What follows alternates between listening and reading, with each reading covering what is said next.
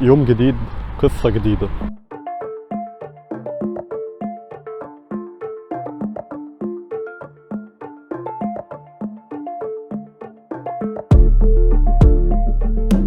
ساعة ما بدأت أوثق حياتي وأنا بدأت أفكر في اليوم بطريقة مختلفة. بدأت أفكر في اليوم على إنه قصة، مش على إنه يوم لازم يعدي وخلاص زي ما إحنا بنحسب أيامنا إن هو لازم تعدي اليوم، مشي اليوم وخلاص أيامه بتتعدي. لا، بقيت بفكر في اليوم على إنه قصة. القصة دي انت اللي بتختار ازاي تحكيها، انا بختار احكي قصتي. فالقصة دي عبارة عن كتاب، الكتاب ده عبارة عن ورق، الورقة دي عبارة عن يوم. فكل يوم انت اللي بتختار تكتب اليوم ده ازاي، اليوم ده ايه اللي هيحصل فيه.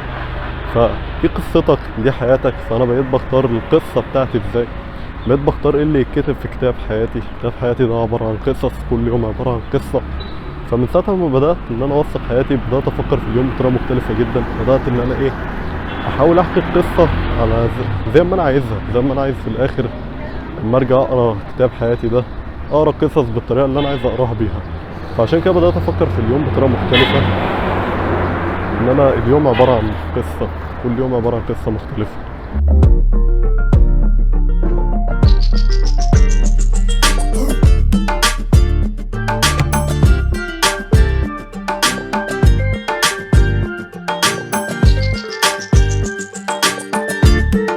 في فئه معينه من الناس، بالاضافه الى التكاتك، الحاجتين دول لو اتشالوا الحياه بجد هتبقى حلوه جدا. اي مكان هتبقى عايش فيه مفيهوش الحاجتين دول هيبقى مكان جميل جدا. خصوصا الفئه بتاعت الناس دي، الفئة دي بجد أكتر فئة مبوظة الدنيا علينا، من أوسط فئات المجتمع.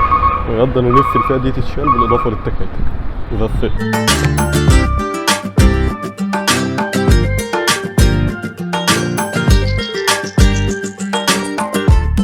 أنا أكيد مش مثالي، وزي أي بشر بغلط كتير، بتعلم كتير، بغلط وأتعلم، ولكن كل يوم بحاول أكون أحسن من اليوم اللي قبله.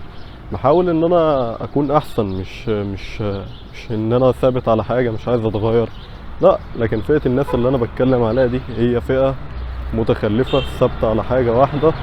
هي بس مش عايزة تغير المفاهيم اللي هي عايشة فيها، مش عايزة تغير الغباء اللي هي عايشة فيه. عشان كده الفئة دي أنا نفسي تختفي. لكن غير كده كلنا بشر، كلنا بنغلط، مفيش حد فينا مثالي. ولكن في واحد فينا بيحاول يكون أحسن، في واحد فينا بيحاول يغير الواقع بتاعه، في واحد فينا بيحاول يكون محترم أكتر. هي دي النقطة اللي أنا عايز الكل يراعيها أو يغير نفسه فيها. لكن الفئة دي هي فئة شوارع، مش عايزة تغير من نفسها نهائيا. هي بس حابة إن هي تكون فيها يعني، مش عايز أقول الكلمة والله، بس أكيد أنتوا فهمتوها.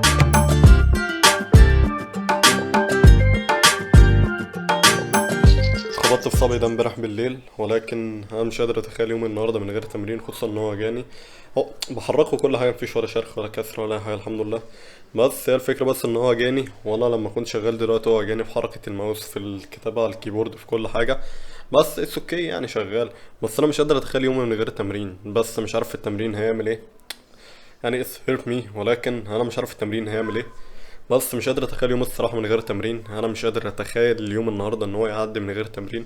بالاضافه الى ان انا مش قادر اتخيل ان انا هرجع اعيد السايكل دي من الاول. انا ما عنديش مشكله، هي كده كده انت بتتمرن وكل حاجه، ودي افاده لجسمك. ولكن انا مش قادر اتخيل ان انا في يوم هعمل له سكيب عشان حاجه تافهه زي دي. بس مش عارف ايه مصيره في التمرين.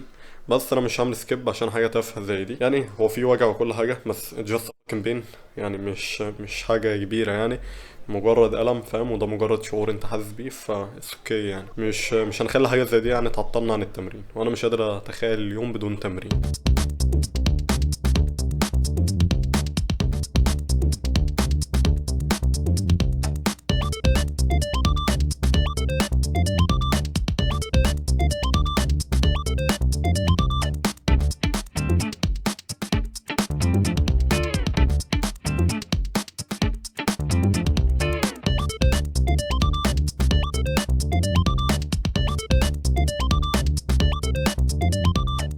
لسه مخلص تمرين دلوقتي، بالرغم ان كان في بعض الالم هنا الشديد، الا ان انا قررت اتجاهل الالم ده كله واتمرن. بس انا الصراحه ما كنتش عارف يعني هعدي اليوم ازاي من غير تمرين. فكرة انت ضفت حاجه ليومك، انت ما بقتش قادر تستغنى عن الحاجه دي بسبب الاحساس اللي بيجيلك لما بتعمل الحاجه دي. فالتمرين الصراحه بيبقى ادمان، وده احسن حاجه، احسن ادمان ممكن تعمله. فانا قررت الصراحه ما اشعرش بالالم ده نهائيا، بالرغم ان في الم ستيل في صم بين هنا. بس الصراحه التمرين النهارده ما كانش افضل حاجه. بس اهم حاجه ان انا اتمرنت، يعني زي ما قلت لكم قبل كده، سواء التمرين كويس التمرين وحش، اهم حاجه بس ان انا بتمرن. وال...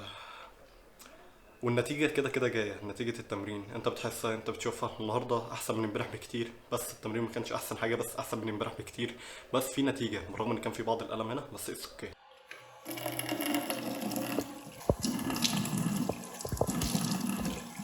قاعد شغال دلوقتي على فيديو اللي هينزل على القناة الأساسية يوم الأحد. الفيديو ده فيه معلومات كتير جدا، في كمية بحث اتعمل على الفيديو ده. أتمنى الفيديو في الآخر يطلع زي ما أنا عايز. أنا عملت ريكورد مبدئي للفيديو ده، ريكورد بس عشان أطلع من الريكورد ده بولت بوينت إن أنا أتكلم عليها.